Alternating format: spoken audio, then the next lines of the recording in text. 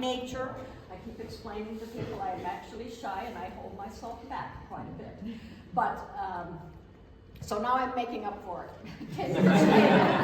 And being able to say that the metaphor has always been about bringing people together. The constellation of stars are linked across space and distance. And my network is similar to those constellations around the world and here in town. And that's the intention of bringing everybody together in a collaborative, creative space. And I have been many places around the country and seen models like this and was envious of everybody else out there. Why didn't we have that in Lincoln? So I wanted to make it happen, and it was kind of a transitional idea for how I was going to live in my future. So it's been an amazing time to have seen all these changes come through, especially in the last 4 years. So that actually sets a little different of a marker on these 10 years too. But lots of changes. Who could have imagined pandemics or the loss of Kenny? And actually it made me condense things, and here I am in this place all focused and with all my equipment in one place. So I still have ambitions. I still have things that have to be done here. And you've seen on the little postcard the kind of data statistics. I'm not very good at keeping them, but it is pretty impressive if I add up all the artists that have come, the workshops. Some days I'm here by myself and I think everybody's forgotten about me, but we could never, Karen. It all ends up revving up again for something else, so that's kind of the pattern. Well then, speaking of something else, what's coming up next? What's our long-term goal or short-term goal? What's on the docket? Yeah, well, short-term goals actually continues with some collaborations for exhibitions coming up this year. The Lux Art Center and I are still collaborating for the 3rd edition of Surface Impressions, which is that jury competition for relief prints. And actually last time there were 800 entries from around the world, and I expect this time there will be more again. And I'm trying to use that as a way to put a pin in the map on Lincoln about a notoriety for some printmaking activities here. So you'll see that and you'll hear that and you have to take part.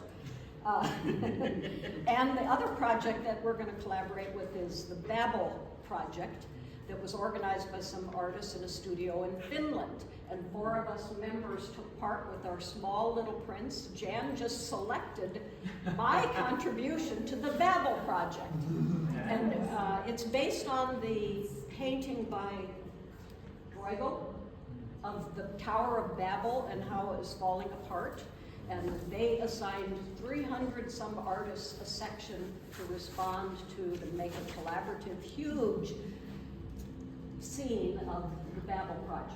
So we're going to exhibit that here, and I'm going to ask everybody to take part in a community project to complement that, which is called Paper Cities. And we're going to make folding up paper buildings and create another kind of Tower of Babel. And there's a lot of good metaphors that go along with that. These vulnerable paper structures. And I also have 5 artists in residence already scheduled for this half of the year. So that takes me up until August, so there'll be more coming up.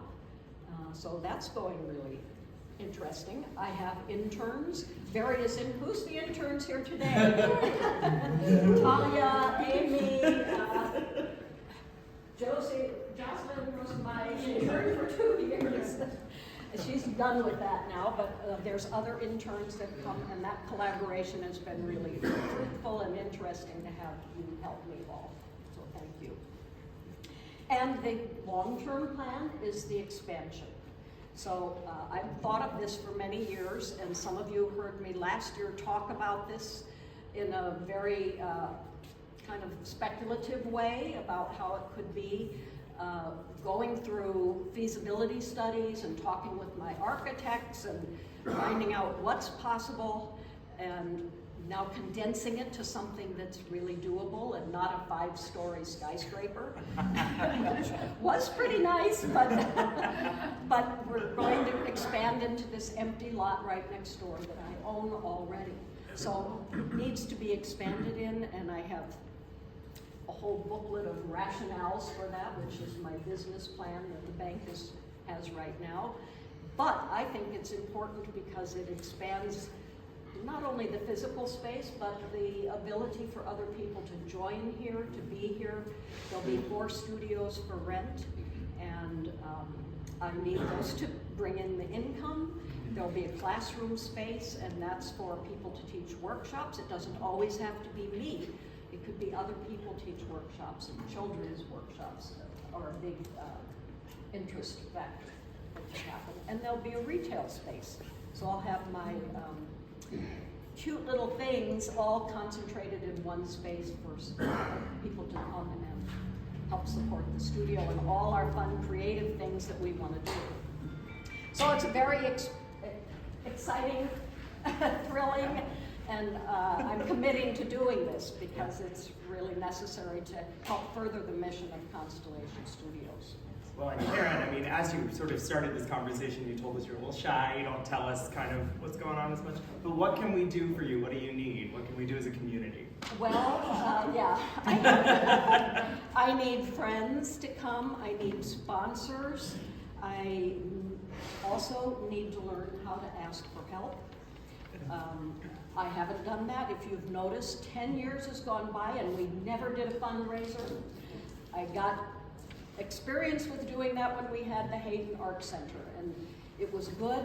It's hard, and there's lots of competition for those fundraisers out, and I didn't want to subject everybody to that.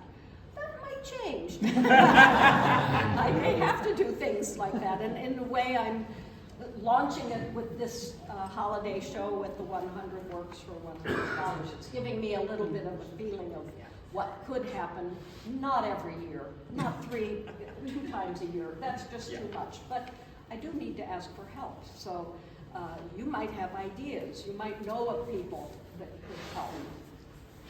And I also need artists who will want to be the tenants in these studios.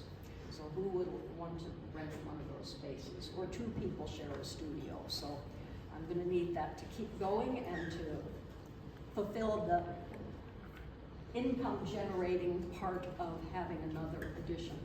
This is income generating, but that actually will be also. Okay. So as far as income generating things, like I'm sure you have a wish list of stuff, right? What kind of things are on that wish list? How do we contribute truly?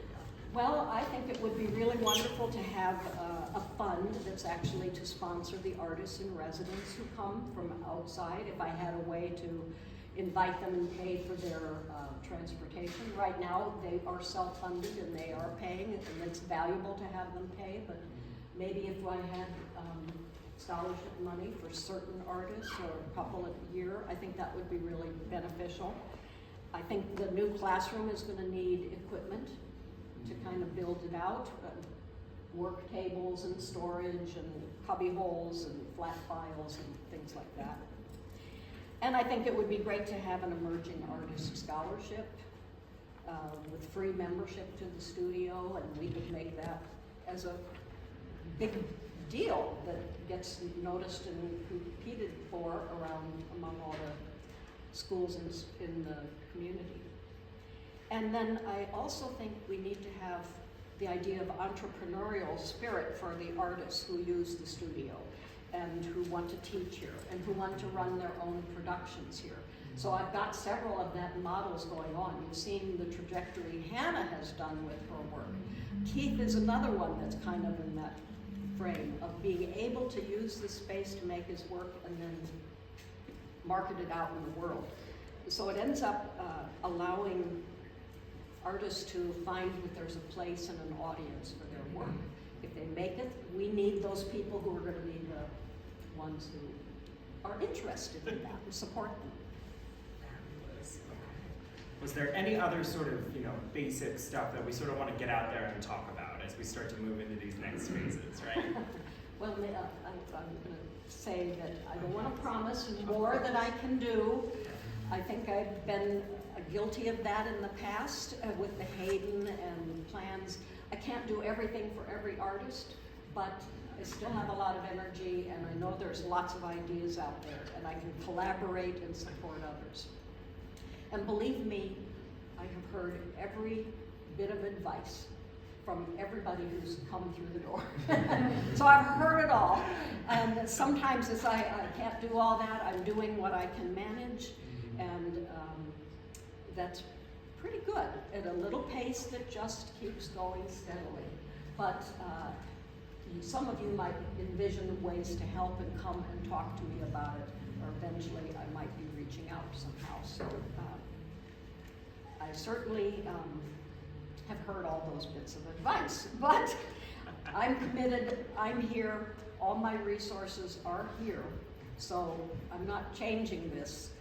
It's just going to get better and expand, and I need all of you to take part and be part of it too. So thanks for letting me have a chance to explain this. Yeah, and thank you you for might have telling us some about questions. Anybody have any questions for Karen? We've got her captive. It's really exciting, Karen. Congratulations. It's really just terrific. It's something we need. I think we need. More places, the better in our community. Okay.